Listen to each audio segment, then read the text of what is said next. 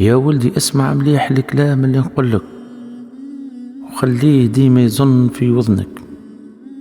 يا نعم، خليه ديما قدامك وبين عينيك، واحفظه ديما في قلبك باش تكون حياتك كي حياة الناس المتهنين. راه كلامي دوال كل السامعين. يا ولدي نظف قلبك واحفظه من كل عيوب. راه القلب هو الحياة وهو النبع المحبوب. وابعد على الكذب والنفاق والبهتان.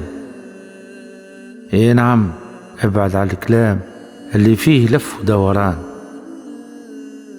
واغزر القدام بعين واحد فاهم مليح، وركز غزرتك للهدف الصحيح، وتبع الطريق المستقيم راه ثابت وأمين.